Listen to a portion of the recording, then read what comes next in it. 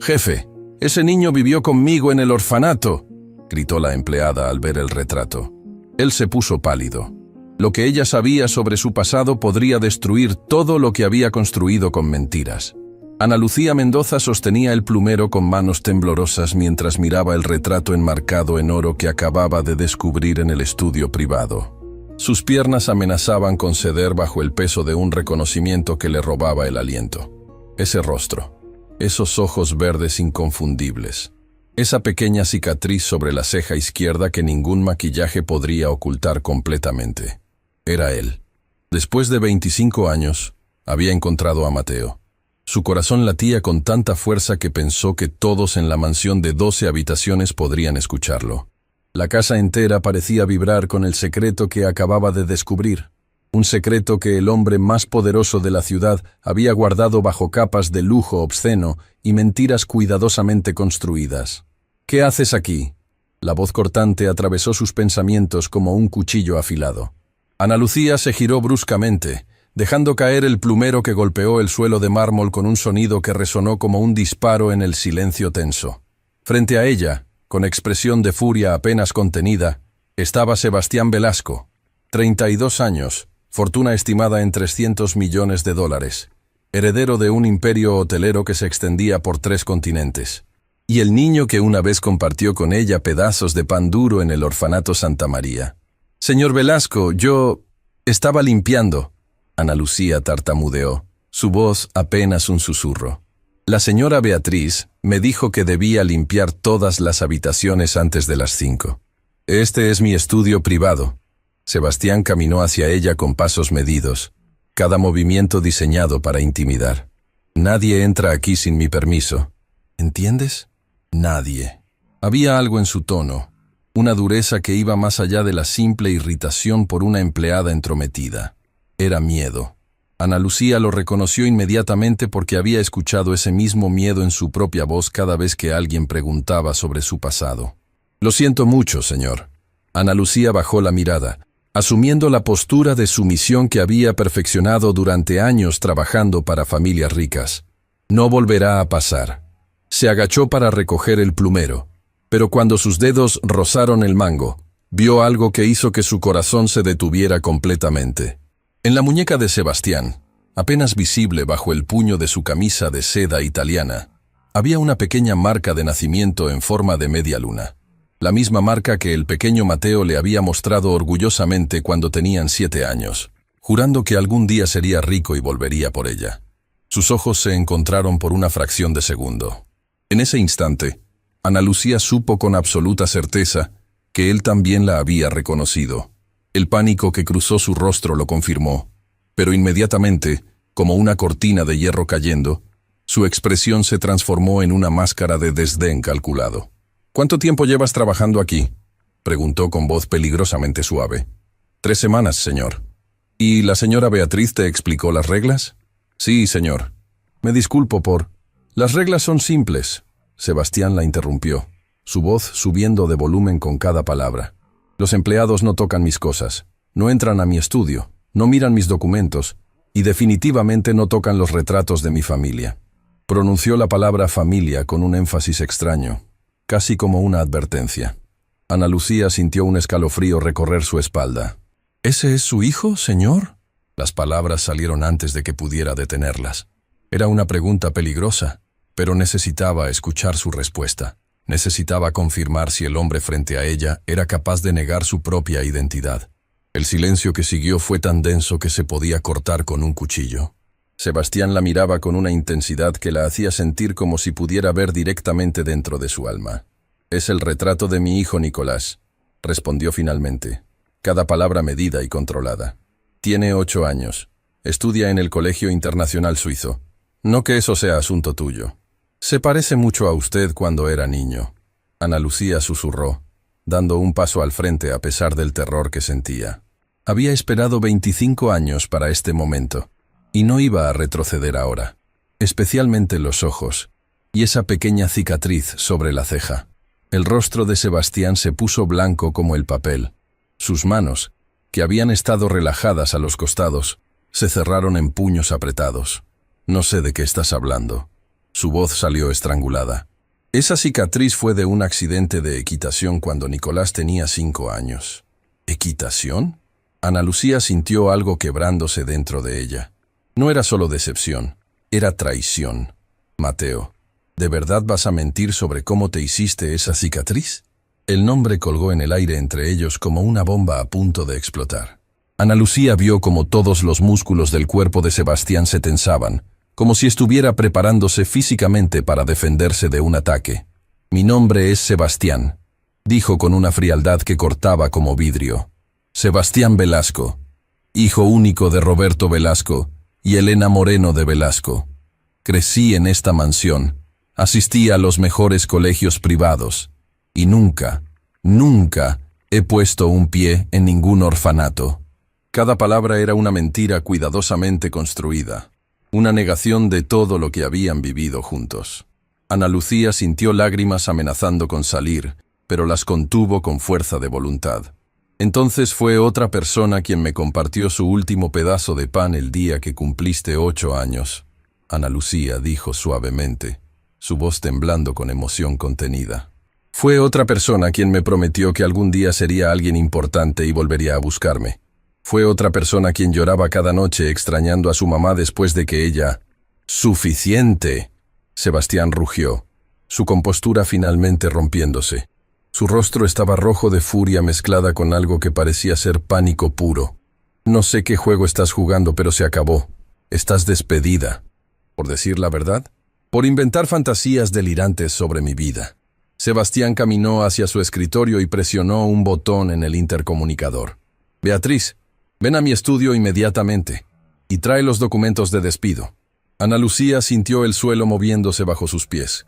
Necesitaba este trabajo. Tenía 2 hijos que mantener, una renta que pagar, deudas médicas que la ahogaban.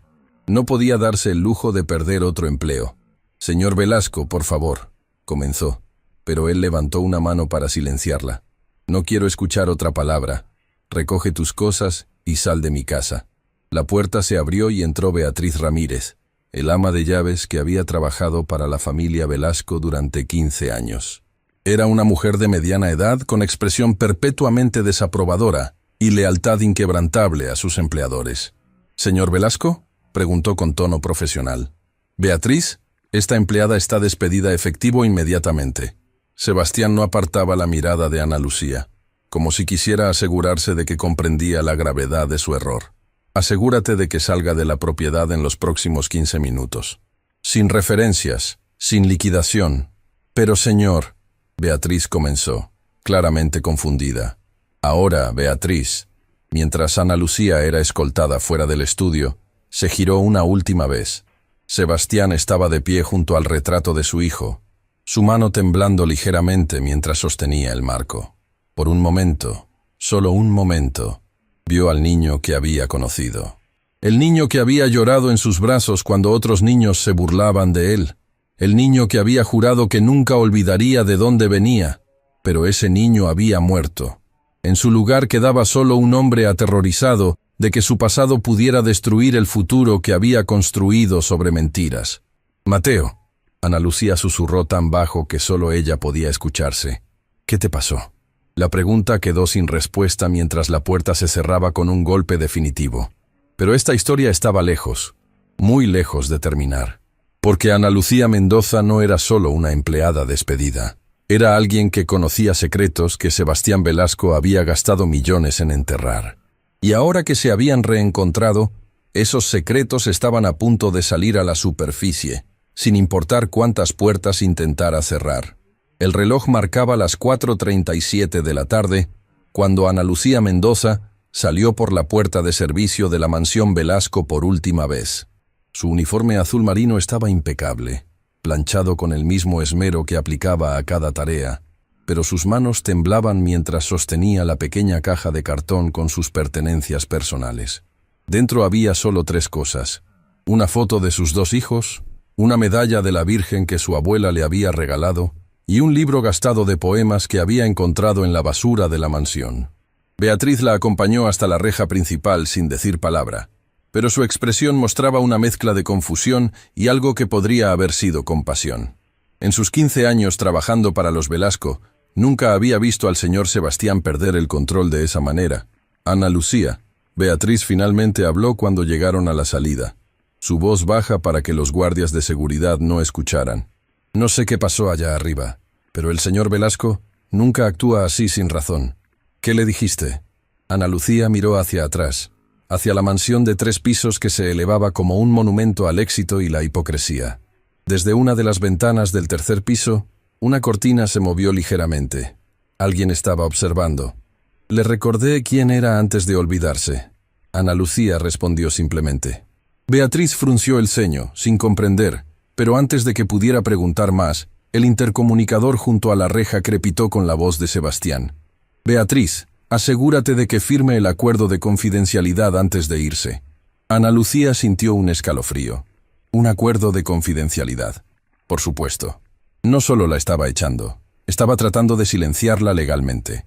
Uno de los guardias se acercó con un documento de 3 páginas. Ana Lucía lo leyó rápidamente, sus ojos moviéndose sobre las cláusulas que básicamente decían que si ella revelaba cualquier información sobre la familia Velasco, sus rutinas, sus conversaciones, o cualquier cosa que hubiera visto o escuchado durante su tiempo trabajando allí, sería demandada por daños y perjuicios que ascendían a $500,000. $500,000. Una suma que ella nunca podría pagar ni en 3 vidas. ¿Y si no firmo? Preguntó sabiendo la respuesta pero necesitando escucharla. El guardia, un hombre corpulento llamado Mario que siempre había sido amable con ella, se encogió de hombros incómodo. Entonces no puede irse hasta que lo haga. Órdenes del señor Velasco. Ana Lucía miró el documento nuevamente. Era una jaula legal, diseñada para mantenerla callada sobre lo que sabía. Pero lo irónico era que Sebastián no tenía idea de cuánto realmente sabía. No solo sobre su pasado en el orfanato, sino sobre algo mucho más grande, algo que había estado enterrado durante 25 años. Con mano firme firmó el documento.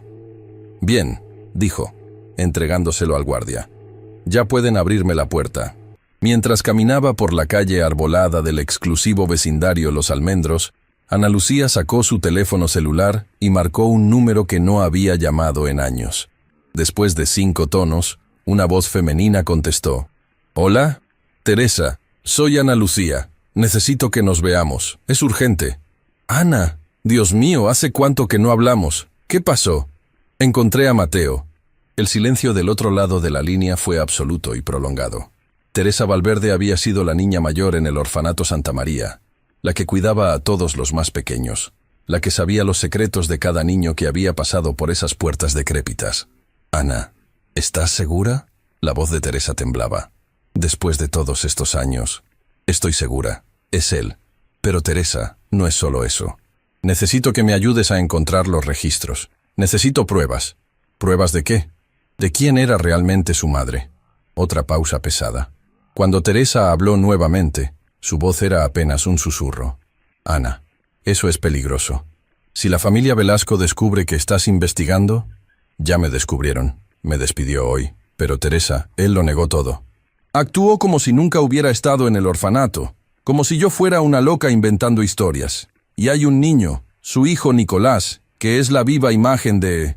«No digas más por teléfono». Teresa interrumpió rápidamente. «Nos vemos en el Café Central en 1 hora. Traeré lo que pueda». La llamada terminó dejando a Ana Lucía parada en la esquina de una calle donde nunca podría pagar ni el estacionamiento. Su mente corría a 1000 kilómetros por hora, recordando fragmentos de conversaciones susurradas en el orfanato, documentos que la directora, la severa hermana Inés, guardaba bajo llave en su oficina. Pero sobre todo, recordaba una noche específica, la noche que cambió todo. 25 años atrás, el orfanato Santa María era un edificio de 2 pisos que olía permanentemente a humedad y desinfectante barato. 70 niños vivían hacinados en dormitorios que habían sido diseñados para 30. Ana Lucía tenía 7 años, y Mateo había llegado al orfanato apenas 2 semanas antes, todavía llorando cada noche por su madre. Era medianoche cuando Ana Lucía despertó por voces susurradas en el pasillo. La curiosidad natural de la infancia la hizo levantarse sigilosamente de su cama compartida y asomarse por la puerta entreabierta del dormitorio de niñas. 3 figuras estaban en el pasillo principal. La hermana Inés, severa como siempre con su hábito negro, y 2 personas que claramente no pertenecían a ese lugar, una mujer elegante con abrigo de piel y un hombre en traje caro. ¿Está segura de esto?, preguntaba el hombre con voz tensa. ¿No hay otra manera? Señor Velasco, usted vino a mí con este problema hace 8 años, respondió la hermana Inés con tono profesional. Le dije entonces que podíamos manejar la situación discretamente, y lo hicimos. Pero ahora que su esposa ha fallecido, el niño ya no tiene protección. Ella lo quería. La mujer elegante sollozaba suavemente. Elena lo amaba como si fuera suyo, pero no era suyo, señora Moreno. La hermana Inés dijo con dureza. Era el hijo bastardo de su sobrina con... Bueno, eso no importa ahora. Lo importante es que el niño no puede quedarse con ustedes. No con la familia haciendo preguntas, no con los abogados revisando la herencia. Es demasiado arriesgado. ¿Pero dejarlo aquí? El hombre que Ana Lucía ahora comprendía era Roberto Velasco. Protestó. Es un orfanato, por Dios santo. Es temporal, la hermana Inés aseguró. 6 meses, tal vez 1 año, hasta que las cosas se calmen. Luego pueden adoptarlo oficialmente. Diremos que es un niño huérfano que conquistó sus corazones. Nadie cuestionará nada. ¿Y si él recuerda? ¿Si cuenta algo? Tiene 8 años. Para cuando tenga edad de comprender, ya habrá olvidado. Los niños son resilientes. Y además, la voz de la hermana Inés bajó a un susurro que Ana Lucía apenas pudo escuchar. Le daremos medicación para ayudarlo a adaptarse. Es perfectamente legal. Para la ansiedad, diremos. Ana Lucía se había retirado rápidamente a su cama, su corazón latiendo con fuerza. No entendía completamente lo que había escuchado, pero sabía que era importante. Al día siguiente, cuando Mateo lloraba en el patio, apartado de los otros niños, ella se acercó y le ofreció la mitad de su pan. Él la miró con esos ojos verdes llenos de lágrimas y susurró: «Mi mamá va a volver por mí. Ella me lo prometió». Ana Lucía no tuvo corazón para decirle que la mujer que ella había visto no era su mamá, y que probablemente nunca volvería. El Café Central estaba ubicado en el centro histórico de la ciudad, un lugar lleno de estudiantes universitarios y artistas que nunca podrían pagar un café en el vecindario donde vivían los Velasco. Ana Lucía llegó temprano y se sentó en una mesa del rincón, pidiendo solo un agua porque no podía permitirse nada más. Teresa llegó 15 minutos después. A sus 50 años, Teresa Valverde trabajaba como asistente administrativa en el Archivo Diocesano, el lugar donde se guardaban todos los registros históricos de las instituciones católicas de la ciudad, incluyendo orfanatos. «Dios mío, Ana». Teresa la abrazó con fuerza. «Te ves terrible. Gracias por la honestidad». Ana Lucía intentó sonreír, pero fracasó. «¿Trajiste algo?». Teresa miró alrededor nerviosamente antes de sacar una carpeta delgada de su bolso grande. No debería estar haciendo esto. Si alguien descubre que saqué estos documentos, nadie lo descubrirá. ¿Qué encontraste? El registro de admisión de Mateo Santiago.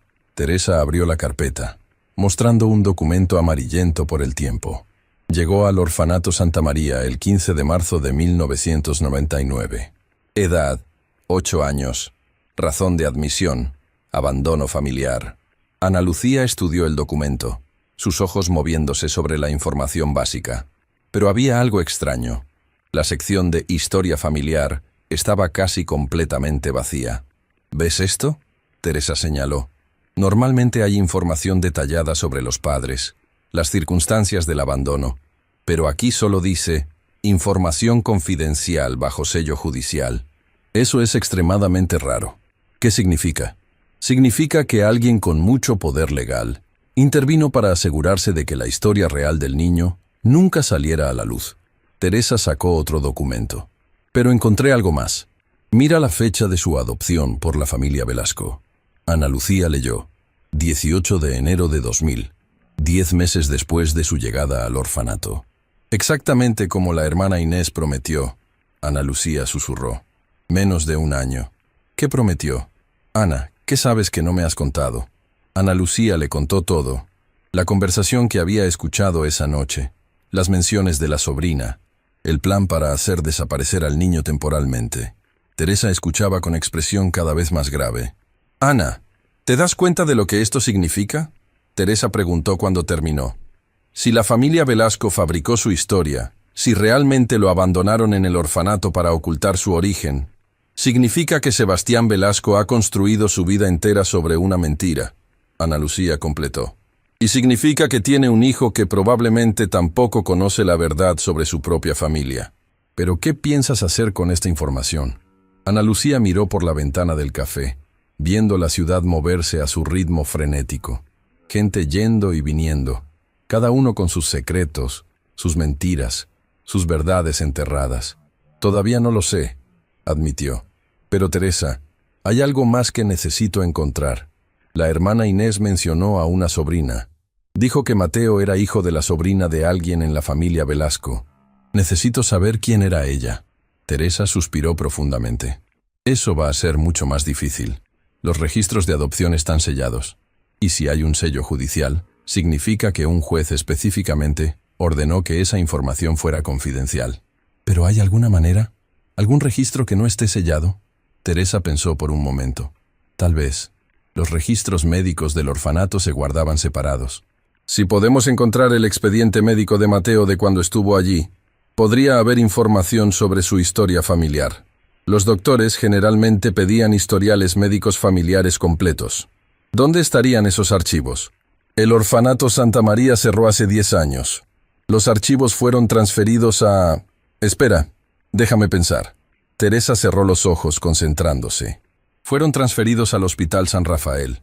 Ellos tenían un convenio para proporcionar servicios médicos al orfanato. ¿Conoces a alguien allí?». «Conozco a una enfermera de archivos, Marta Suárez. Trabajamos juntas hace años en el programa de vacunación comunitaria». Teresa sacó su teléfono. «Déjame ver si todavía trabaja allí». Mientras Teresa hacía llamadas, Ana Lucía revisaba el documento de admisión una y otra vez, buscando algún detalle que pudiera haberle pasado por alto. Y entonces lo vio.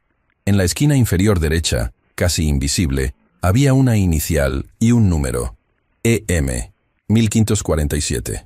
«Teresa, ¿qué significa esto?», preguntó, señalando las marcas. Teresa miró y frunció el ceño. «EM. Podrían ser las iniciales de quien procesó la admisión. Y 1547 sería el número de caso. ¿Por qué? Porque si podemos encontrar quién era EM, tal vez esa persona recuerde detalles que no están en el documento oficial». «Ana». Teresa cerró su teléfono. «Marta dice que puede ayudarnos. Pero tenemos que ir esta noche, después de las 9, cuando el personal del día se haya ido. No puede arriesgar su trabajo haciendo esto durante horas oficiales. Allí estaré. Hay algo más que debes saber». Teresa dudó antes de continuar. «Marta dice que hace 3 meses, alguien más pidió acceso a los archivos del orfanato Santa María. Un abogado representando a una familia anónima. Quería todos los registros de niños admitidos entre 1995 y 2000. El corazón de Ana Lucía se aceleró. «¿Le dieron acceso?». «No. El director del hospital negó la solicitud citando privacidad médica». «Pero Ana, ¿qué pasa si la familia Velasco se enteró de que estabas trabajando allí? ¿Qué pasa si están tratando de cubrir sus huellas?». «Entonces necesitamos movernos rápido». Ana Lucía miró su reloj. Eran las 6 de la tarde. Tenía 3 horas para prepararse para lo que podría ser la noche más importante de su vida. «Ana, una última cosa». Teresa la tomó de la mano, su expresión seria. «¿Estás segura de que quieres hacer esto? Sebastián Velasco es un hombre poderoso. Si descubre que estás investigando su pasado, podría destruirte. No solo despedirte, sino realmente destruir tu vida». Ana Lucía pensó en sus 2 hijos esperándola en su pequeño apartamento. Pensó en las cuentas sin pagar, en el trabajo que acababa de perder, en la incertidumbre de su futuro. Tenía todas las razones del mundo para caminar, para olvidar lo que había descubierto, para dejar que los secretos permanecieran enterrados. Pero entonces, recordó al niño de 8 años que le había prometido volver por ella. El niño que lloraba cada noche extrañando a una madre que nunca regresó. El niño que había sido usado y descartado por una familia que solo se preocupaba por su reputación. «Estoy segura», dijo finalmente. «No por venganza, sino porque Mateo merece saber la verdad sobre quién es realmente, y porque el hombre en que se convirtió necesita enfrentar de dónde viene. Entonces te ayudaré. Teresa apretó su mano. Pero prométeme que tendrás cuidado. Lo prometo. Pero ambas sabían que era una promesa que probablemente no podría cumplir, porque cuando empiezas a desenterrar secretos que familias poderosas han gastado fortunas en ocultar, el cuidado se vuelve un lujo que no puedes permitirte. El reloj marcaba las 9:15 de la noche cuando Ana Lucía y Teresa llegaron al Hospital San Rafael. El edificio de 6 pisos se elevaba contra el cielo nocturno como una fortaleza de concreto y vidrio. La entrada principal estaba cerrada, pero Marta Suárez las esperaba en una puerta lateral del primer piso. «Rápido, antes de que el guardia de seguridad haga su ronda», Marta susurró, gesticulando para que entraran. Marta era una mujer de unos 60 años, con cabello gris recogido en un moño apretado y esa expresión de quien había visto demasiado sufrimiento humano para sorprenderse por algo. Las guió por pasillos débilmente iluminados hasta el sótano, donde se encontraba el archivo médico. «Los registros del orfanato Santa María están en la sección D», Marta explicó mientras abría una puerta de metal con una llave antigua. «Cuando el orfanato cerró, transferimos más de 2000 archivos. Están organizados por fecha de admisión y luego alfabéticamente. El cuarto era enorme, lleno de estantes metálicos que se extendían desde el suelo hasta el techo. El olor a papel viejo y polvo era abrumador. Necesitamos el archivo de un niño admitido en marzo de 1999. Apellido Santiago, nombre Mateo», Ana Lucía informó. Marta las guió a la sección correcta. Sus dedos expertos se movieron entre las carpetas hasta que encontró la que buscaban. Era sorprendentemente gruesa para un niño que solo estuvo en el orfanato 10 meses. «Aquí está». Marta la sacó cuidadosamente. «Pero chicas, solo tienen 30 minutos. El guardia de seguridad revisa esta área a las 10 en punto». Abrieron la carpeta sobre una mesa polvorienta bajo la única luz del cuarto. El primer documento era un examen médico de admisión fechado el 16 de marzo de 1999, un día después de que Mateo llegara al orfanato. Ana Lucía leyó con creciente asombro. El examen había sido realizado por la doctora Carmen Estrada y era extraordinariamente detallado. Altura, peso, vacunas, condiciones preexistentes. Pero lo que llamó su atención fue una sección titulada Historia familiar médica. Madre, fallecida. Causa de muerte.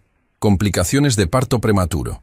Fecha, 15 de marzo de 1991. Ana Lucía sintió como si le hubieran dado un puñetazo en el estómago. «Teresa, esto no tiene sentido. Si su madre murió en 1991, ¿cómo pudo él llegar al orfanato en 1999? Tenía 8 años. Teresa estudió el documento con el ceño fruncido. «Sigue leyendo. Padre, desconocido. Familia materna. Información proporcionada por tutora legal, María Elena Moreno de Velasco. Paciente fue criado por tutora desde nacimiento debido a incapacidad de madre biológica. Madre biológica, Carolina Moreno, fallecida. Hermana menor de tutora legal». «Dios mío», Teresa susurró. «María Elena Moreno de Velasco, esa es, la esposa de Roberto Velasco». Ana Lucía terminó. «Y Carolina Moreno era su hermana menor. Mateo no era el hijo de alguien random, era el sobrino de la señora Velasco». Continuaron revisando el archivo. Había registros de visitas médicas mensuales, todas muy detalladas. Pero lo que era extraño era que cada visita incluía notas sobre medicación para la ansiedad y terapia de adaptación. En una nota fechada julio de 1999, la doctora Estrada había escrito: «Paciente continúa preguntando por mamá Elena. Muestra confusión sobre por qué fue separado de su familia. Recomiendo evaluación psicológica completa. Las dosis actuales de ansiolíticos parecen estar afectando su memoria a corto plazo, lo cual es preocupante en un niño de esta edad. Le estaban dando medicamentos para que olvidara». Ana Lucía sintió náuseas. Le borraron los recuerdos de su vida antes del orfanato. Teresa señaló otra nota, esta vez de agosto de 1999. «Reunión con hermana Inés y representantes legales de la familia. Me informaron que el tratamiento de adaptación debe continuar hasta que el proceso de adopción esté completo. Expresé mis preocupaciones sobre el impacto a largo plazo de esta medicación en un niño en desarrollo. Mis preocupaciones fueron desestimadas. Esto es monstruoso», Teresa dijo. Básicamente le borraron su identidad. Ana Lucía pasó a la siguiente sección del archivo y encontró algo que hizo que su corazón se detuviera completamente. Era una fotocopia de un certificado de nacimiento original. Nombre: Mateo Santiago Moreno. Fecha de nacimiento: 15 de marzo de 1991. Madre: Carolina Isabel Moreno, 16 años. Padre: Campo en Blanco. Lugar de nacimiento: Hospital Universitario San Pedro. Pero lo que hizo que Ana Lucía se quedara sin aliento fue una nota manuscrita adjunta al certificado. Bebé entregado inmediatamente después del parto a María Elena Moreno de Velasco, hermana mayor de madre biológica, quien asume custodia legal completa. Madre biológica falleció 48 horas después del parto debido a complicaciones. Causa de muerte: hemorragia posparto no tratada adecuadamente. Carolina tenía 16 años. Ana Lucía susurró. Era apenas una niña ella misma. Teresa estaba revisando otros documentos cuando de repente se quedó paralizada. Ana, mira esto. Era una carta, escrita en papel con membrete legal de un bufete de abogados prestigioso. Estaba fechada enero de 2000, justo antes de que Mateo fuera adoptado oficialmente por los Velasco. Estimada hermana Inés, confirmamos que el proceso de adopción del menor MSM por la familia Velasco se completará el 18 de enero de 2000. Como acordado, todos los registros del verdadero origen del niño serán sellados permanentemente. El certificado de nacimiento original será reemplazado por uno nuevo que liste a Roberto Velasco y María Elena Moreno de Velasco como padres biológicos. El niño será renombrado oficialmente como Sebastián Roberto Velasco Moreno. Su historia previa será completamente erradicada de todos los registros públicos. Como discutimos, la donación de $500,000 al Orfanato Santa María se procesará una vez que se complete la adopción y se confirme la destrucción de todos los documentos relacionados con el origen del menor. Atentamente, Dr. Augusto Reyes Reyes y Asociados, abogados. Ana Lucía sintió que el cuarto giraba a su alrededor. $500,000. La familia Velasco había pagado $500,000 para borrar la existencia de Mateo Santiago y crear a Sebastián Velasco. No solo lo adoptaron, Ana Lucía dijo con voz temblorosa. Lo reinventaron completamente. Le dieron una nueva identidad, nuevos recuerdos, una nueva historia. Y pagaron una fortuna para asegurarse de que nadie pudiera probar que había existido antes. ¿Pero por qué?, Teresa preguntó. Si María Elena ya era su tutora legal, si ya lo estaba criando, ¿por qué todo este teatro? Ana Lucía pensó por un momento, las piezas del rompecabezas comenzando a encajar. Porque alguien más en la familia se enteró. Alguien que cuestionó por qué estaban criando al hijo ilegítimo de la hermana menor. Probablemente cuando María Elena estaba viva podía protegerlo, pero cuando ella murió, se convirtió en un problema que necesitaba ser resuelto, Teresa completó. Y la solución fue hacer que desapareciera temporalmente y luego adoptarlo como si fuera un extraño que tocó sus corazones. Marta apareció en la puerta, su expresión urgente. Chicas, el guardia está subiendo. Tienen que irse ahora. ¿Puedo sacar fotocopias de estos documentos?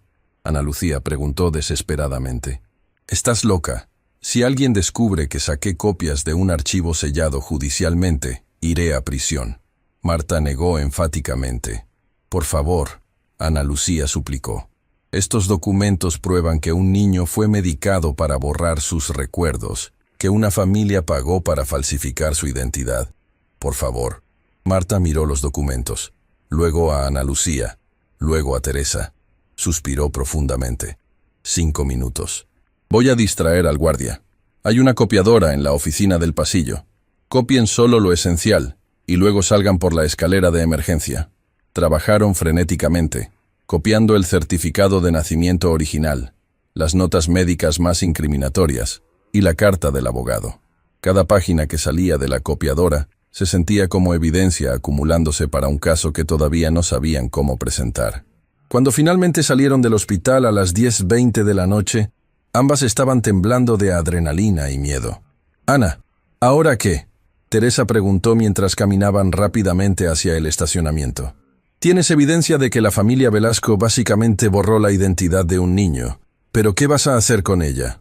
Ana Lucía sostenía las copias contra su pecho como si fueran el tesoro más preciado del mundo.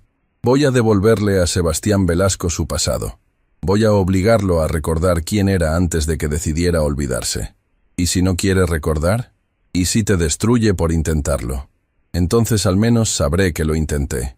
Ana Lucía miró hacia el cielo nocturno, donde las estrellas brillaban indiferentes a los dramas humanos que se desarrollaban debajo.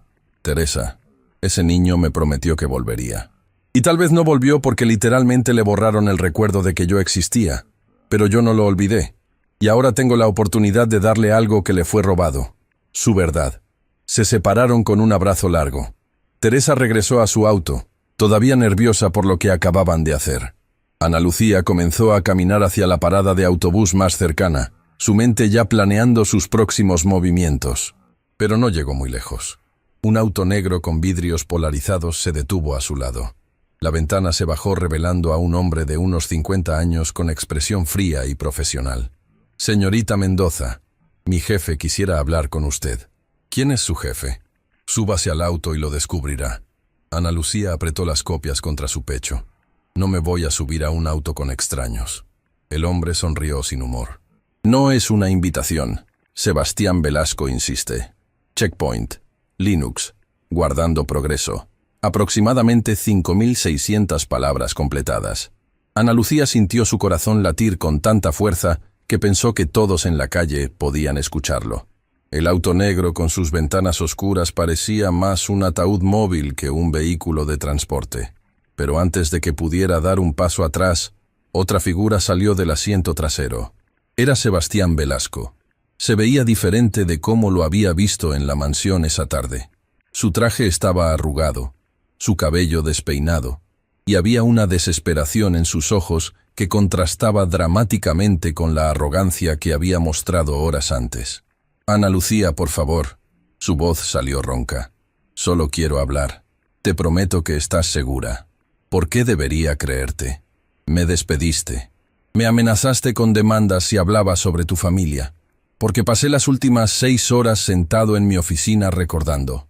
Sebastián se pasó las manos por el rostro, y Ana Lucía notó que temblaban ligeramente, recordando cosas que no sabía que había olvidado, y necesito saber si son reales o si me estoy volviendo loco. Ana Lucía miró las copias que sostenía contra su pecho. Este era el momento. Podía irse, desaparecer en la noche con la evidencia, usar los documentos para... ¿Para qué exactamente? Exponerlo públicamente. Destruir su vida como él había intentado destruir la de ella. Pero cuando miró sus ojos, no vio al hombre poderoso y arrogante. Vio al niño de 8 años que había llorado en sus brazos. 10 minutos, dijo finalmente. Hablamos en un lugar público, ese café de la esquina. Sebastián asintió con alivio evidente. De acuerdo. El café nocturno era uno de esos lugares que permanecía abierto hasta las 2 de la madrugada, lleno de estudiantes universitarios estudiando para exámenes y artistas trabajando en computadoras manchadas de café. Ana Lucía eligió una mesa junto a la ventana, donde cualquiera que pasara pudiera verlos. Sebastián ordenó 2 cafés, aunque ninguno de los dos tenía intención de tomarlo. Se sentaron frente a frente. El silencio entre ellos pesado con 25 años de secretos. «¿Cuánto sabes?», Sebastián preguntó finalmente. «Todo». Ana Lucía puso las copias sobre la mesa, pero manteniendo su mano encima. «Sé que tu verdadero nombre es Mateo Santiago Moreno. Sé que tu madre biológica era Carolina Moreno, la hermana menor de María Elena. Sé que murió cuando tú naciste y que María Elena te crió como suyo. Sé que cuando ella murió, alguien decidió que eras un problema y te dejaron en el orfanato. Y sé que te dieron medicamentos para borrar tus recuerdos antes de adoptarte nuevamente con una identidad completamente nueva». Sebastián se quedó completamente inmóvil, su rostro blanco como el papel. ¿Cómo conseguiste esa información? Eso no importa. Lo que importa es que es real. Tú eres real, Mateo. Tu vida antes de convertirte en Sebastián Velasco fue real. No me llames así. Su voz salió apenas como un susurro. Ese niño murió hace 25 años. No murió. Solo fue enterrado bajo mentiras y drogas y documentos falsos. Ana Lucía se inclinó hacia adelante. «Mateo, ¿qué recuerdas realmente de antes de los 9 años?» Sebastián cerró los ojos, su respiración volviéndose irregular. Fragmentos, imágenes que nunca hicieron sentido. A veces sueño con un edificio viejo y oscuro, con niños durmiendo en literas de metal, con una mujer de hábito negro que me daba pastillas blancas que me hacían sentir como si estuviera flotando, el orfanato Santa María, la hermana Inés, los ansiolíticos que te daban para ayudarte a adaptarte. Pero Roberto y Elena siempre me dijeron que esos eran solo pesadillas, que nunca estuve en un orfanato, que siempre fui su hijo. Sebastián abrió los ojos, y Ana Lucía vio lágrimas comenzando a formarse. Me enseñaron álbumes de fotos de cuando era bebé, de cumpleaños infantiles, de vacaciones familiares, todo documentado, todo probando que siempre había sido Sebastián Velasco. Y nunca cuestionaste esas fotos. ¿Nunca notaste que no había nada de antes de los 9 años que tú pudieras recordar personalmente? Me dijeron que había tenido un accidente cuando tenía 8 años. Una caída grave que me causó amnesia temporal. Dijeron que era normal no recordar los primeros años después de un trauma así. Qué conveniente. Ana Lucía no pudo evitar el sarcasmo. Y dejaste de preguntar. Era un niño. Sebastián respondió con voz quebrada. ¿Qué se supone que debía hacer? Ellos eran mis padres. Les creí. Pero una parte de ti siempre supo que algo estaba mal, ¿verdad? Por eso te pusiste tan nervioso cuando me viste hoy. Por eso me reconociste. Sebastián no respondió inmediatamente. Cuando finalmente habló, su voz era apenas audible. Cuando te vi en mi estudio, limpiando alrededor de ese retrato de Nicolás, fue como si algo dentro de mí se rompiera. Por un segundo, solo un segundo, volví a ser ese niño asustado en un lugar extraño. Y tú estabas ahí, ofreciéndome algo. Pan, creo. Te veía ofreciéndome pan y diciendo que todo iba a estar bien. Ana Lucía sintió lágrimas rodando por sus mejillas. Era tu cumpleaños número 8. Acabas de llegar al orfanato. Llorabas porque extrañabas a tu mamá Elena. Yo te di mi mitad del pan porque no tenía otra cosa para darte. ¿Y qué pasó después? Sebastián preguntó desesperadamente. ¿Qué más pasó que no puedo recordar? Ana Lucía le contó todo. Los 10 meses que Mateo pasó en el orfanato. Cómo él siempre insistía en que su familia volvería por él. Cómo gradualmente, con las pastillas, comenzó a olvidar quién había sido. Cómo una mañana simplemente se fue, sin despedirse, llevado por las mismas personas que lo habían dejado allí. Te prometí que te buscaría cuando fuera mayor. Ana Lucía terminó. Me dijiste, cuando yo vuelva, te voy a buscar y vamos a ser familia. Pero nunca volviste. Hasta hoy. Sebastián tenía la cabeza entre las manos, sollozando silenciosamente. Era un espectáculo surrealista. Uno de los hombres más poderosos de la ciudad, desmoronándose en un café público porque la verdad que había estado enterrando durante décadas finalmente había salido a la superficie. ¿Qué se supone que haga con esta información?, preguntó cuando pudo controlar su llanto. ¿Se supone que destruya toda mi vida, mi empresa, mi reputación, solo para reclamar una identidad que ni siquiera recuerdo completamente? No te estoy pidiendo que destruyas nada. Ana Lucía respondió suavemente. Pero Sebastián, tienes un hijo. Nicolás tiene 8 años, la misma edad que tú tenías cuando te borraron tu pasado. ¿Qué clase de ejemplo le estás dando si construyes tu vida sobre mentiras? Mi hijo no tiene nada que ver con esto. Tu hijo tiene todo que ver con esto. ¿Sabías que él se parece exactamente a ti cuando tenías su edad? ¿Sabías que cada vez que lo miro veo al niño que conocí en el orfanato? Sebastián levantó la vista bruscamente. ¿Has visto a Nicolás? Vi su retrato, el que está en tu estudio. Y Sebastián tiene la misma cicatriz sobre la ceja que tú. Eso fue un accidente de equitación. Fue cuando te caíste corriendo en el patio del orfanato porque otros niños te estaban persiguiendo. Ana Lucía interrumpió. Yo estaba ahí. Vi cuando te abriste la ceja contra el borde de una banca de metal. La hermana Inés no te llevó al hospital porque no quería explicar cómo te habías lastimado. Te cosió ella misma en su oficina sin anestesia. Gritaste tanto que tuve pesadillas durante semanas. Sebastián se tocó inconscientemente la cicatriz, sus dedos temblando. Yo, a veces siento dolor fantasma ahí, como si recordara algo horrible asociado con esa marca. Es porque fue horrible. Y Sebastián, si Nicolás tiene la misma cicatriz... Dios mío. Sebastián susurró, la realización golpeándolo como un tren. Si yo tengo esa cicatriz genéticamente, si es una marca de nacimiento y no una cicatriz, entonces, todo lo que me dijeron sobre el accidente de equitación también fue mentira. Ana Lucía no respondió. Dejó que la verdad se asentara, que Sebastián procesara las capas de engaño que había estado viviendo. ¿Quién más sabe sobre esto?, preguntó finalmente.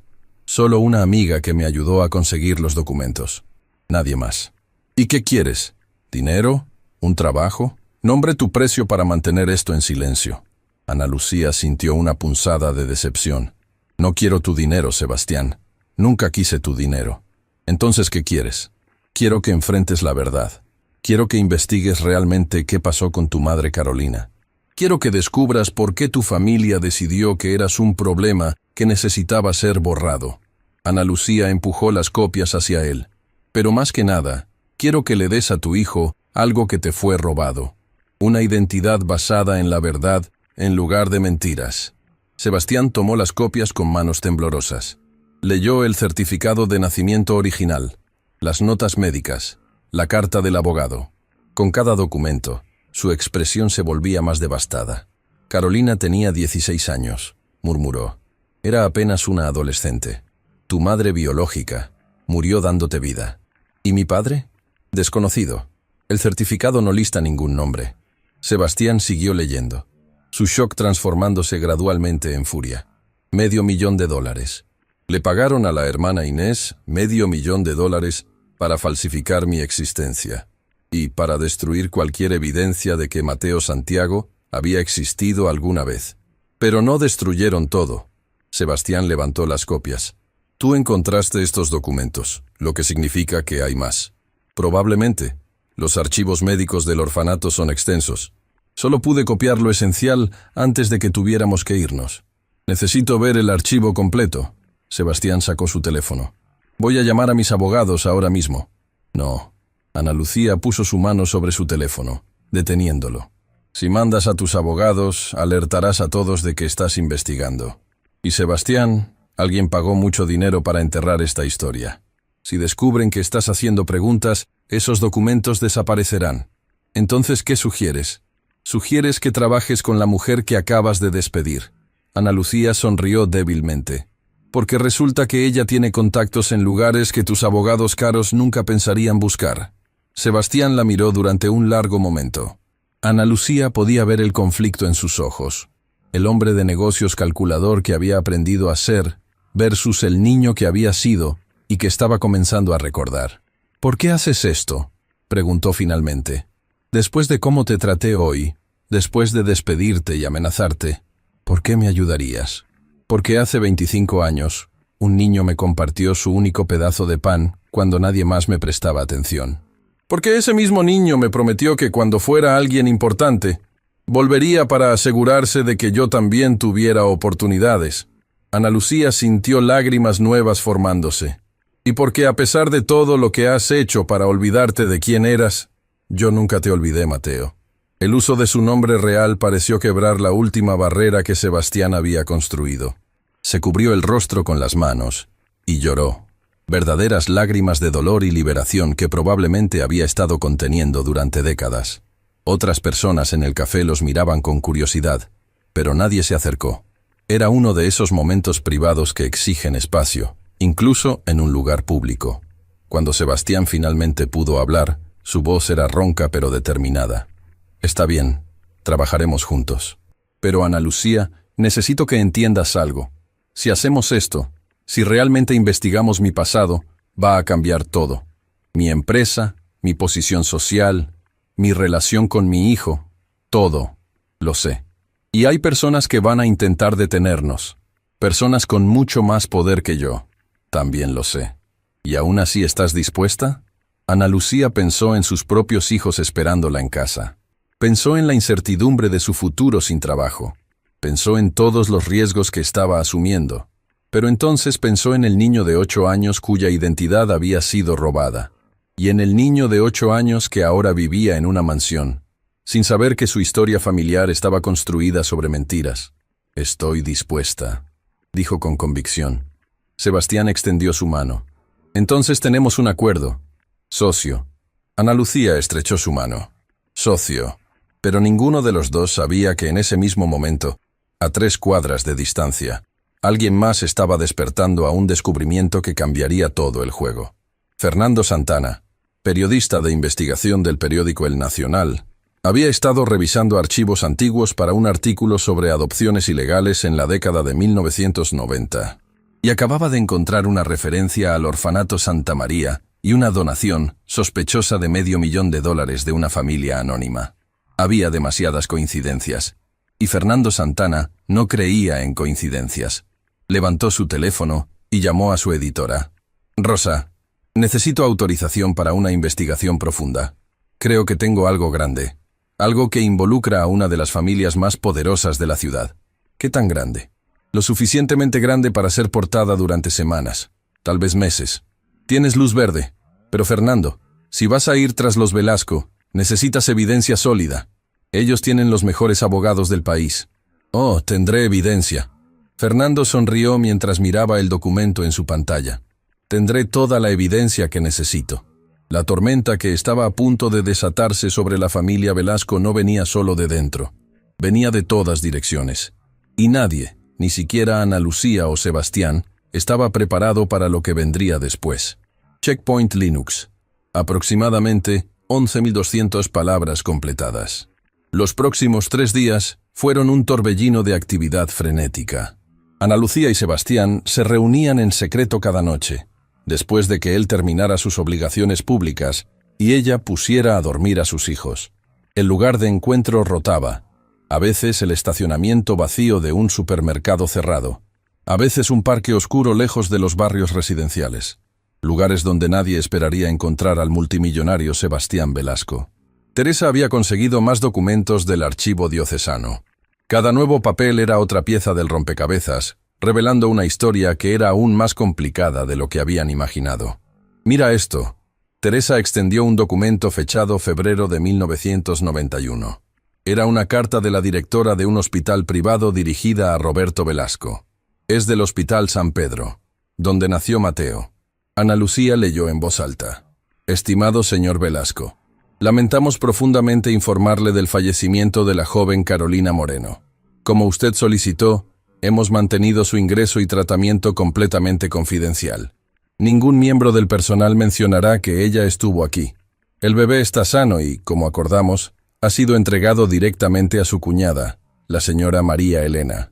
No hay registro oficial de que Carolina haya dado a luz aquí. El certificado de nacimiento lista al Hospital Universitario San Pedro para evitar conexiones con nuestra institución privada. Su generosa donación a nuestro hospital ha sido recibida y apreciada. Dr. Miguel Torres». Sebastián, quien había estado leyendo sobre el hombro de Ana Lucía, se dejó caer en la banca del parque donde estaban reunidos. «Mi abuelo pagó para ocultar el embarazo de Carolina. Pagó para que nadie supiera que ella estuvo en ese hospital». «¿Tu abuelo todavía vive?», Ana Lucía preguntó. «Murió hace 2 años. Infarto masivo mientras jugaba golf». Sebastián cerró los ojos. Era un hombre de hierro. Controlaba todo en la familia. Si alguien tomó la decisión de enviarme al orfanato después de que María Elena murió, fue él. «¿Pero por qué? Si ya estabas siendo criado como hijo de Roberto y María Elena, ¿por qué de repente decidir que eras un problema?». Teresa intervino. «Encontré algo sobre eso también. Miren». Sacó otro documento. Este era un recorte de periódico del año 1999. La fecha era febrero, solo un mes antes de que Mateo fuera enviado al orfanato. El titular decía: «Roberto Velasco será el nuevo director de la Junta de Directores del Grupo Hotelero Continental». Roberto estaba asumiendo una posición de alto perfil, Teresa explicó. Lo que significa que habría escrutinio público, periodistas investigando su vida, su familia. Un niño adoptado informalmente sin documentación oficial adecuada habría sido un problema. «Entonces me hicieron desaparecer», Sebastián murmuró. «Esperaron a que las cosas se calmaran y luego me adoptaron oficialmente con una historia limpia y documentada». «Pero hay algo más», Teresa dudó antes de continuar. «Encontré el testamento de tu abuelo. Bueno, una versión antigua del mismo». «¿Y?»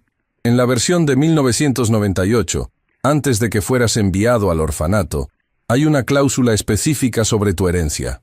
Dice: al niño Mateo Santiago Moreno, actualmente bajo la custodia de mi hijo Roberto y su esposa María Elena, lego la suma de $5 millones, a ser administrada en fideicomiso hasta que cumpla 25 años. El silencio que siguió fue absoluto. $5 millones. Ana Lucía susurró. Tu abuelo te dejó 5 millones de dólares. ¿Y en la versión final del testamento? Sebastián preguntó, aunque probablemente ya sabía la respuesta. En la versión de 2000, después de tu adopción, esa cláusula desapareció. En su lugar, hay una cláusula para mi nieto Sebastián Roberto Velasco Moreno, que lega el 30% de todo el imperio familiar. Sebastián se puso de pie abruptamente, caminando en círculos. Esperaron hasta después de mi adopción para actualizar el testamento.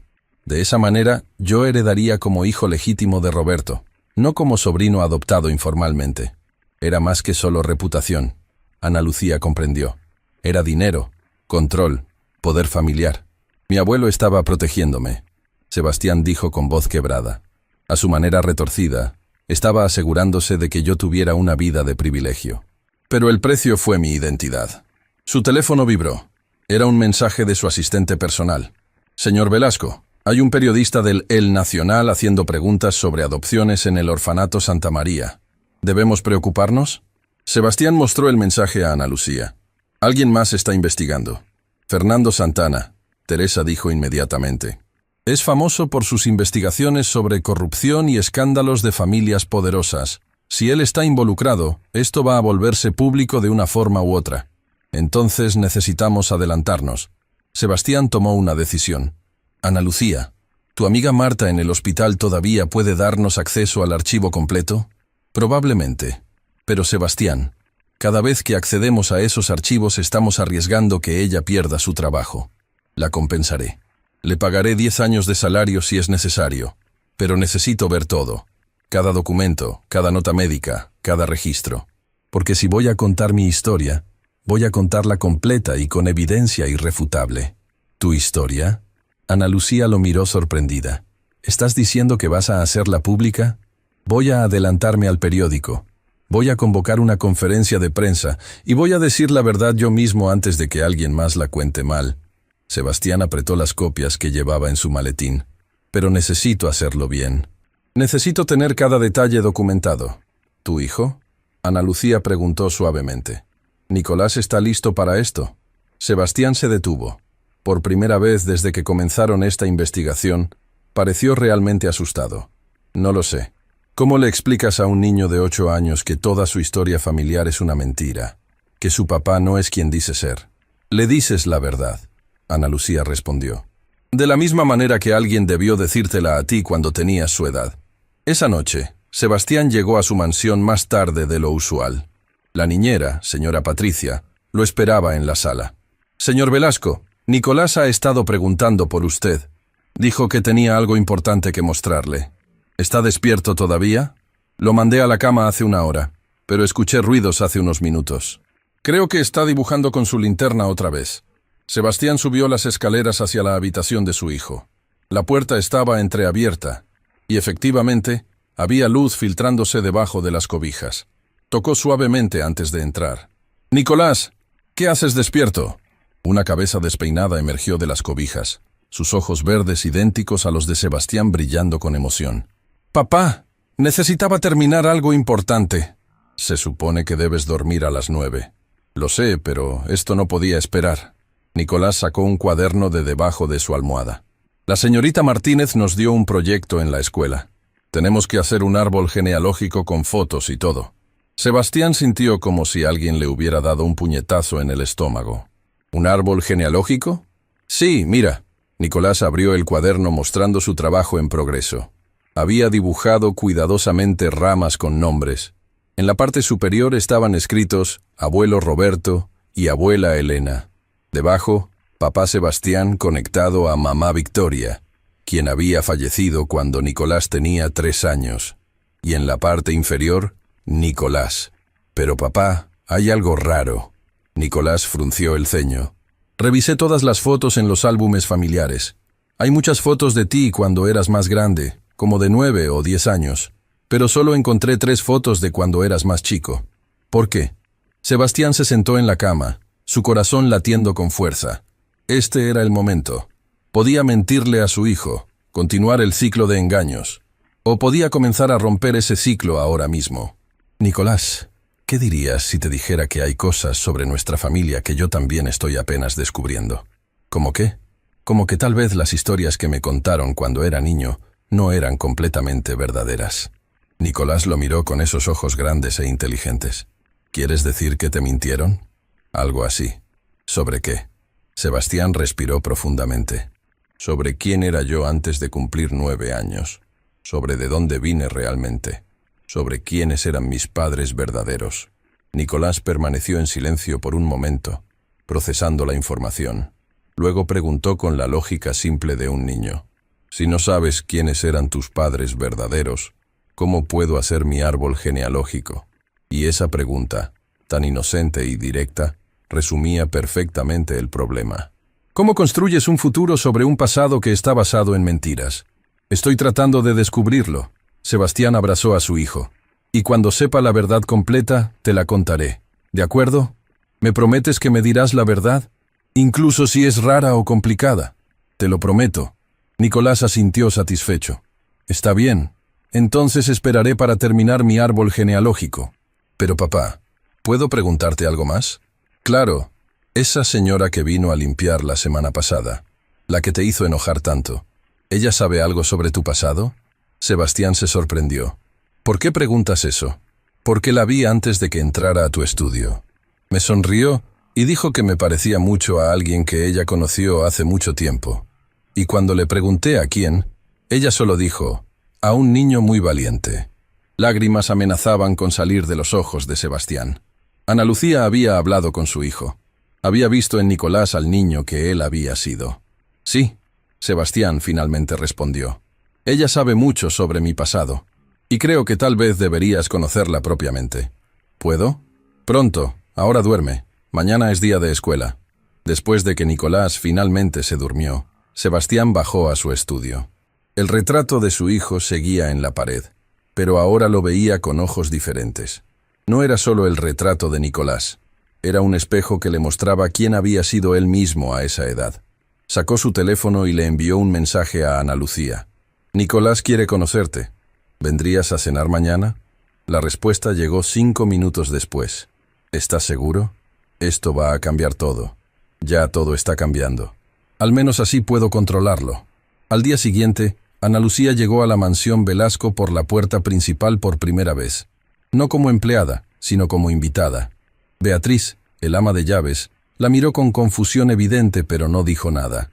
Nicolás la esperaba en la sala, vestido con su uniforme escolar, sus piernas balanceándose nerviosamente mientras estaba sentado en el sofá. Cuando Ana Lucía entró, sus ojos se agrandaron. «Eres tú, la señora de limpieza». «Hola, Nicolás. Mi nombre es Ana Lucía. Y sí, trabajé aquí limpiando. Pero hoy vine como amiga de tu papá. Papá dice que tú lo conoces desde que él era niño». «Así es. Tu papá y yo fuimos amigos cuando ambos teníamos tu edad». «¿En serio?» Nicolás miró a su padre para confirmación. Sebastián asintió. Durante la cena, Nicolás hizo pregunta tras pregunta. Quería saber cómo era su papá cuando era niño, qué juegos le gustaban, si era buen estudiante. Ana Lucía respondía cuidadosamente, omitiendo las partes dolorosas, pero siendo honesta sobre lo esencial. «Tu papá era muy inteligente», Ana Lucía dijo, «y era amable. Siempre compartía lo que tenía, incluso cuando no tenía mucho». «¿Como yo?», Nicolás preguntó esperanzado. «Exactamente como tú». Después de la cena, cuando Nicolás subió a su habitación a hacer tarea, Sebastián y Ana Lucía se sentaron en el estudio. «Gracias», Sebastián dijo simplemente. «Es un buen niño. Se merece conocer la verdad». «¿Y cómo le cuento esa verdad sin destruir su imagen de quién soy?» «La verdad no destruye, Sebastián. Las mentiras sí». Ana Lucía miró el retrato de Nicolás. «Ese niño es más fuerte de lo que crees, y te amará sin importar qué secretos descubras sobre tu pasado, pero solo si eres honesto con él». El teléfono de Sebastián sonó. Era su asistente otra vez. «Señor Velasco, el periodista Fernando Santana está afuera de la mansión. Dice que tiene preguntas urgentes sobre el orfanato Santa María y que si no habla con él ahora, publicará su historia de todas formas». Sebastián miró a Ana Lucía. «¿Es ahora o nunca? Entonces hazlo a tu manera. Controla la narrativa». Sebastián asintió, tomando una decisión que cambiaría su vida para siempre. «Dile que entre». pero también llama a mis abogados y contacta a todos los medios principales de comunicación. Si voy a contar mi historia, todo el mundo va a escucharla al mismo tiempo. Ana Lucía tomó su mano. ¿Estás listo? No, pero voy a hacerlo de todas formas. 30 minutos después, el estudio de Sebastián estaba lleno de gente. Fernando Santana con su grabadora, los abogados de la familia Velasco luciendo confundidos y preocupados, y cámaras de 3 canales de televisión diferentes. Beatriz había llevado a Nicolás a casa de una amiga para una pijamada sorpresa. Era mejor que no estuviera presente para esto. Sebastián se paró frente a las cámaras, con Ana Lucía parada discretamente a un costado. Respiró profundamente y comenzó. Mi nombre es Sebastián Velasco, pero hace 25 años, mi nombre era Mateo Santiago Moreno. Y esta es mi historia. Lo que siguió fue una confesión que sacudió los cimientos de la sociedad de la ciudad. Sebastián contó todo: el orfanato, las drogas para borrar su memoria, la adopción falsa, el dinero pagado para falsificar documentos. Mostró los papeles, los certificados de nacimiento, las cartas de abogados. Los periodistas tomaban notas frenéticamente. Los abogados parecían estar al borde del colapso. Fernando Santana tenía una expresión que mezclaba shock con respeto profesional por alguien que acababa de entregarle la historia del año. Durante 25 años, Sebastián continuó, su voz quebrándose ligeramente. Viví creyendo que era alguien que no era. Me robaron mis recuerdos, mi identidad, mi historia, y lo hicieron por dinero, por reputación, por mantener apariencias. Pero hoy recupero mi nombre, hoy reclamo mi pasado, y hoy le digo a todos los niños que alguna vez fueron invisibles, olvidados, abandonados: su historia importa. Quiénes son importa. Y nadie, sin importar cuánto dinero o poder tenga, tiene derecho a borrarlos. Cuando terminó, el silencio en la habitación era absoluto. Luego, lentamente, Ana Lucía comenzó a aplaudir. Era un aplauso solitario al principio, pero tenía el peso de 25 años de espera, de justicia finalmente servida, de verdad finalmente dicha. Las cámaras capturaron todo, y para la mañana siguiente, la historia de Sebastián Velasco sería titular en cada periódico, en cada noticiero, en cada conversación de la ciudad. La tormenta había llegado, y nadie sabía qué quedaría cuando pasara. Checkpoint Linux, aproximadamente 13.300 palabras completadas. La conferencia de prensa de Sebastián Velasco se volvió viral en menos de 2 horas. Los hashtags Mateoyo Sebastiani y Verdad Velasco dominaban las redes sociales.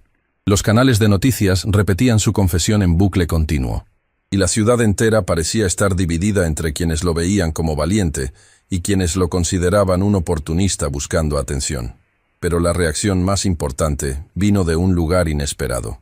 A las 7 a.m. del día siguiente, el teléfono de Sebastián sonó. Era un número que no reconocía, con prefijo internacional de Suiza. «¿Señor Velasco?» Una voz femenina mayor habló con acento británico refinado. «Mi nombre es Margaret Whitmore. Fui la enfermera privada de su abuela durante los últimos años de su vida». «¿Mi abuela? ¿Se refiere a la madre de Roberto Velasco?» «No, señor. Me refiero a Elena Moreno de Velasco, la mujer que lo crió hasta los 8 años».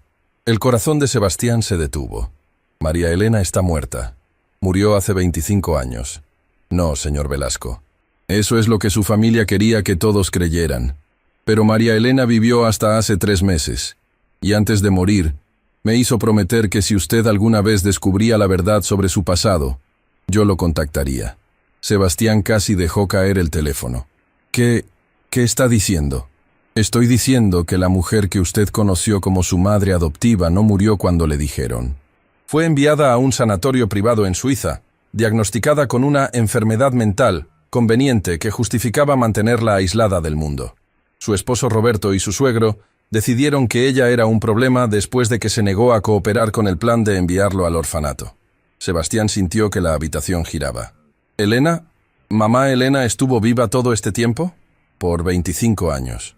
Esperando que usted viniera. Esperando que recordara. Y señor Velasco, ella dejó algo para usted. Cartas. Cientos de cartas que escribió, pero nunca pudo enviar. Todas explicando la verdad sobre su nacimiento, sobre su madre Carolina, sobre todo lo que le hicieron. ¿Por qué no podía enviarlas? Porque su familia controlaba todo acceso a ella. Yo era su única conexión con el mundo exterior, y estaba monitoreada constantemente, pero guardé cada carta que ella escribió, y ahora que ella ha fallecido y su familia ya no puede silenciarla, estoy lista para entregarle lo que le pertenece. ¿Dónde está usted? En Ginebra, pero puedo viajar a su ciudad si es necesario. O si prefiere, puede venir aquí. Hay algo más que ella quería que viera. Su habitación en el sanatorio.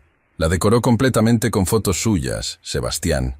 Fotos de cuando era bebé, de sus primeros pasos, de cada cumpleaños hasta los 8 años. Ella nunca lo olvidó, ni un solo día. Sebastián ya estaba buscando vuelos en su computadora. Llegaré mañana. ¿Y señora Whitmore, está dispuesta a declarar públicamente sobre esto? Porque hay personas que van a decir que es mentira. No tengo documentos médicos completos, registros de su ingreso al sanatorio, órdenes judiciales firmadas por su suegro forzando su internamiento. Todo. Y sí, estoy dispuesta a testificar.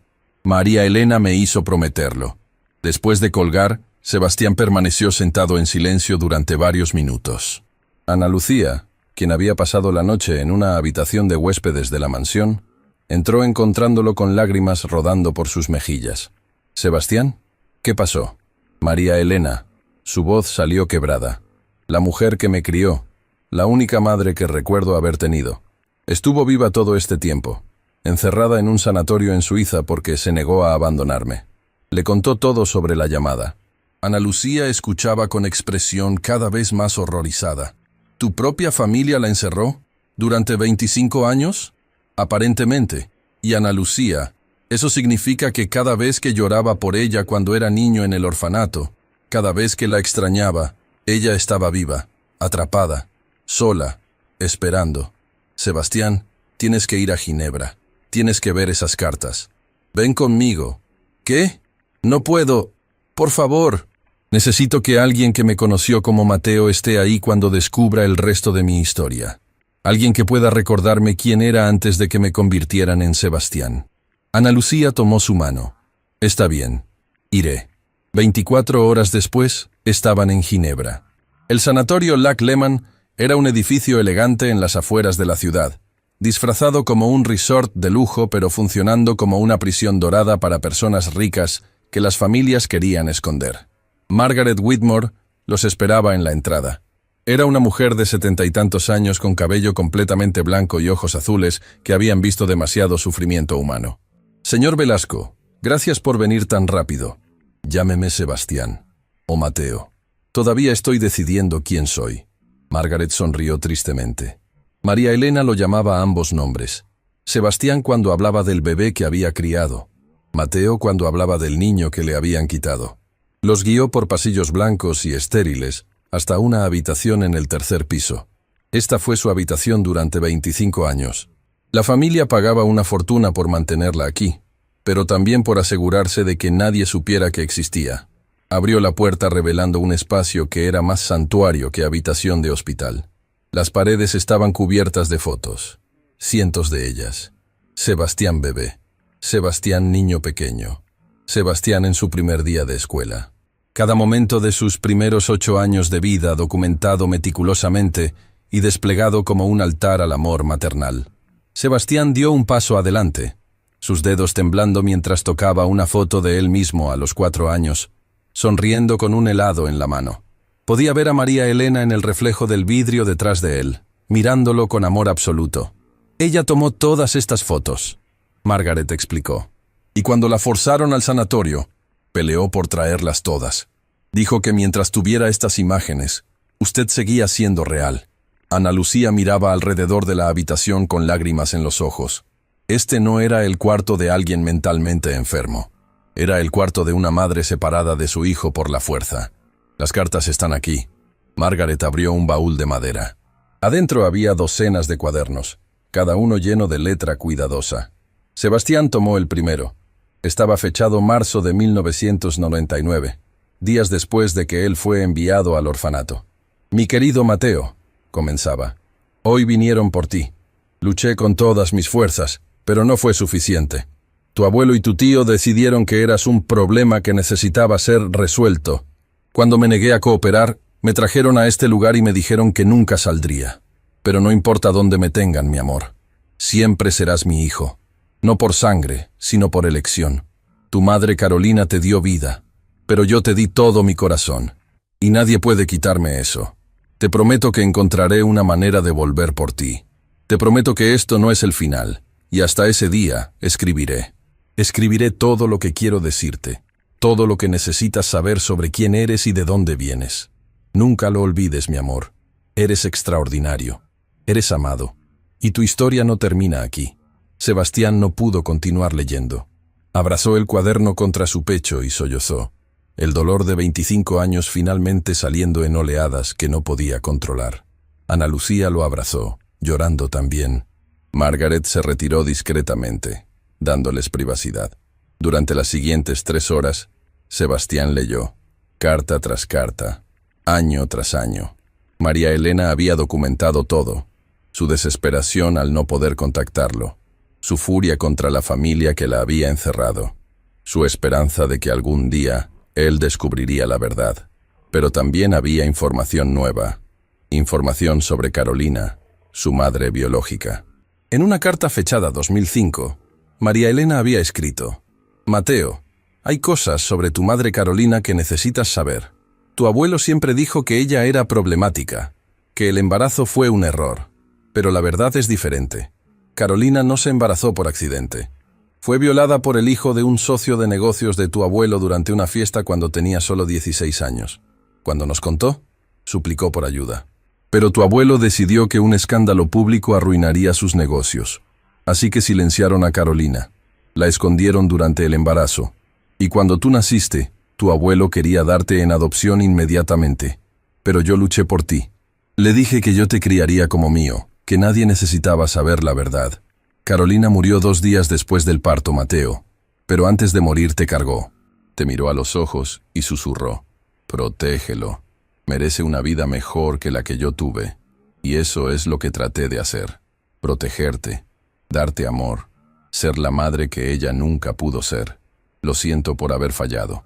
Lo siento por no haber sido lo suficientemente fuerte para mantener a la familia alejada de ti. Pero quiero que sepas que cada día que pasé contigo fue el mejor día de mi vida. Sebastián terminó la carta y miró a Ana Lucía.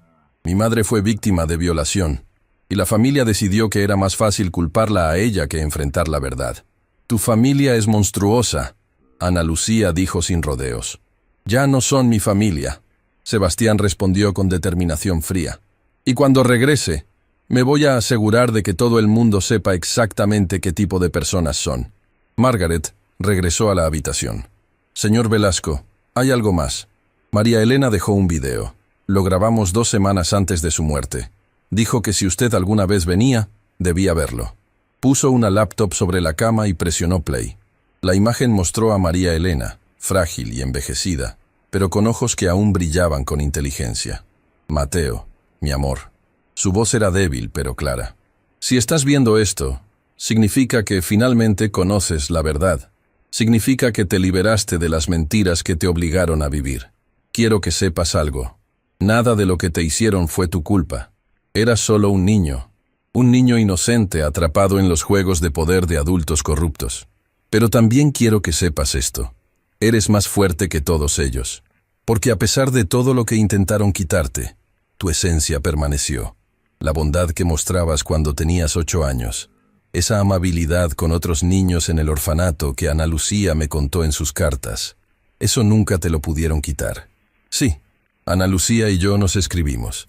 Ella me encontró cuando tenía 17 años, investigando en registros de adopción. Me contó sobre ti, sobre cómo la cuidaste cuando eran niños. Y eso me dio esperanza. Mateo, no permitas que el odio te consuma. No te conviertas en el tipo de persona que fueron tu abuelo y tu tío. Usa tu historia para ayudar a otros. Usa tu poder para proteger a los niños que nadie más protege. Y por favor, visita la tumba de tu madre Carolina. Está en el cementerio municipal, sección D47. Le dije al administrador que mantuviera las flores frescas cada mes, pagadas por adelantado durante 10 años después de mi muerte. Ella merece ser recordada. Y mereces conocerla. aunque sea solo en espíritu. Te amo, mi niño. Siempre te amé, y donde sea que esté ahora seguiré amándote. Perdóname por no haber sido lo suficientemente fuerte para salvarte. Pero vive, Mateo. Vive completamente. Vive la vida que tanto tu madre, Carolina, como yo queríamos que tuvieras. El video terminó. Sebastián se quedó mirando la pantalla en blanco, procesando 25 años de amor maternal que había sido robado de él. Señora Whitmore, dijo finalmente, su voz firme a pesar de las lágrimas. ¿Está dispuesta a venir a mi ciudad? A contar públicamente esta historia con documentos y evidencia. Sí, señor Velasco. María Elena me hizo prometer que cuando llegara el momento, expondría todo. Y ahora, ese momento ha llegado. 2 días después, Sebastián y Ana Lucía regresaron a la ciudad. Pero antes de hacer cualquier otra cosa, Sebastián fue al cementerio municipal. La tumba de Carolina Moreno era simple pero bien cuidada. Flores frescas la decoraban, tal como María Elena había prometido. La lápida decía simplemente, Carolina Isabel Moreno, 1975-1991. Demasiado joven, demasiado pronto. Sebastián se arrodilló frente a la tumba, colocando más flores que había traído. «Hola, mamá», susurró. «Siento haber tardado 33 años en venir, pero ya estoy aquí. Y te prometo que tu historia será contada. Tu dolor será reconocido, y tu hijo hará que tu vida signifique algo». Ana Lucía estaba parada respetuosamente a distancia, dándole privacidad. Pero cuando Sebastián extendió su mano hacia ella, se acercó y la tomó. «Gracias», Sebastián le dijo. «Gracias por nunca olvidarme. Gracias por traerme de vuelta. Gracias a ti por finalmente recordar». Ana Lucía respondió. Una semana después, Sebastián convocó otra conferencia de prensa. Esta vez tenía más que confesiones personales. Tenía evidencia. Documentos médicos probando el internamiento forzado de María Elena, las cartas, el video y el testimonio de Margaret Whitmore. La historia explotó a nivel nacional. Protestas se organizaron frente al edificio corporativo de la familia Velasco. Investigaciones criminales se abrieron sobre el abuso de leyes de salud mental para encarcelar a una mujer sana. Y lo más importante, la conversación pública comenzó a cambiar sobre derechos de niños adoptados, falsificación de identidades y el poder que las familias ricas tienen para manipular sistemas. El tío de Sebastián, quien había sido cómplice de todo, renunció a su posición corporativa bajo presión pública masiva. Varios abogados de la firma que habían facilitado la adopción fraudulenta perdieron sus licencias. Pero el cambio más significativo ocurrió en el hogar de Sebastián. Nicolás, quien ahora sabía toda la verdad, le pidió a su padre que le enseñara sobre su otra abuela, sobre Carolina y María Elena. Sebastián le mostró fotos, le contó historias, le leyó partes de las cartas apropiadas para su edad. «¿Así que tengo 2 abuelas que nunca conocí?», Nicolás preguntó una noche. 3, en realidad. Está tu abuela Victoria, la mamá de tu mamá, Carolina, mi madre biológica, y María Elena, quien me crió, y todas me habrían amado, con todo su corazón. Entonces las amaré también, incluso si nunca las conocí». Sebastián abrazó a su hijo, comprendiendo que esto era lo que había estado faltando. Conexión genuina basada en verdad, no en mentiras cuidadosamente construidas. 6 meses después, Sebastián estableció la Fundación Carolina Moreno para jóvenes víctimas de abuso sexual y sus hijos.